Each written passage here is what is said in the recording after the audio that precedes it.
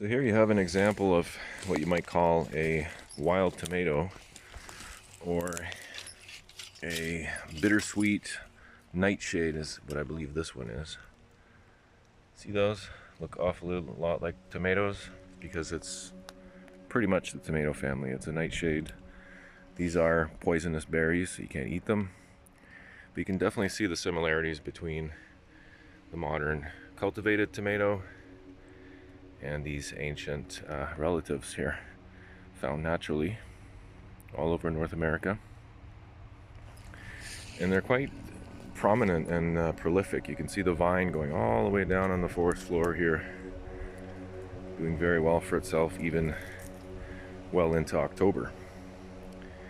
But it's just an interesting point here.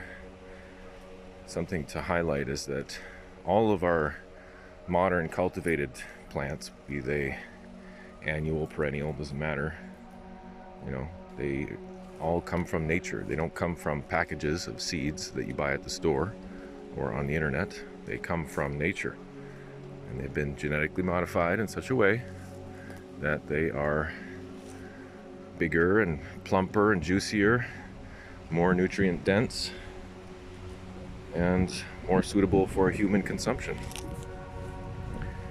You could argue that that could be done in a more natural way versus, the GMOs of today. But nonetheless, our source for these amazing foods, all foods, comes from nature. And we can't forget that. And I would argue that the majority of our diet should still be coming from nature and not from a store or from packets that you buy on the internet.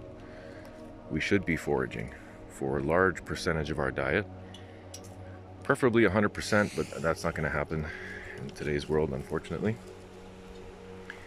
But there's such an abundance out here.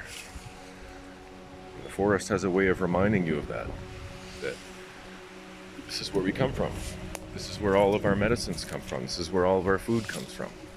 Not just the forest, but the prairie, the fields, the mountains, the rivers, everything. All of nature provides. But we've got it in our minds that these things can only be obtained from other people, which is ludicrous if you think about it. This is where our food comes from. This is where medicine is found. And sadly that source is being dwindled away. You look at places like the Amazon and so many other places across the world where these finite resources are being depleted, and they don't have to be finite. That's the thing, is nature is readily regenerative, and it will never stop if cared for in the way that it needs, or left alone, right? But if exploited, those resources, those precious resources, become finite through that process of exploitation, which unfortunately a lot of humans are notorious for. So anyway, I don't want to get off on too much of a tangent, but I think that illustrates the point here of come back to nature, do some foraging. You can do this anywhere. You can live in the city, and you'd be surprised at, not just in gardens, but just around the city, how there are medicinal plants everywhere. And some cities now, thank goodness, are implementing more edible landscapes, which is a fantastic idea. There are fruit trees in a lot of places now. Look at this thistle. That's medicinal right there. I mean, there's stuff everywhere. It's nice to see people catching on to this concept, or returning, I guess is a better way of putting it, to this idea that nature provides, and that we don't need to manufacture everything.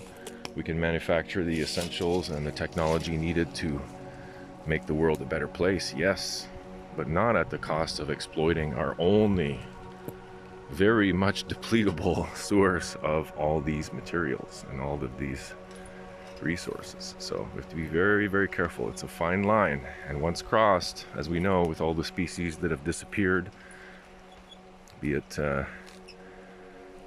animal or vegetable, you know, flora and fauna are disappearing day by day. And it's a tragedy because it's preventable. It's entirely preventable. It's not necessary. And it's the direct result of exploitative human behavior, which needs to stop. So hopefully I've illustrated my point, and I sincerely hope that you agree and that you're doing your own work, your own activism in your own way to stop these horrible practices and to return to being in partnership with nature. And in a lot of ways it's coming back home. This is where we come from. Let's not forget. It's a lot harder to exploit this beautiful place when you realize that this is your home. This is your mother. This is your creator. For real. Whether you are a subscriber to the esoteric part of it or not, doesn't matter. Regardless, nature is us and we are nature, and this is where we come from. No one can argue that. That is my rant for the day. Hope you enjoyed it.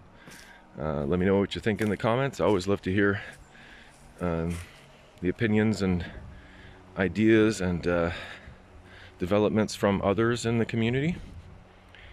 Really, that's what keeps me motivated and keeps me coming back to this channel to make more content like this. So your support is really instrumental for me and this channel, and for Maple Grove as a whole to sustain itself. But more than that, I enjoy engaging with the community. There's been a few videos lately on the channel that have garnered some pretty substantial interactions and feedback, and I'm very blessed and grateful for that. So keep it up, keep supporting the channel, and we'll keep making great content. Thanks for your viewership. Take care. Be well. See you next time.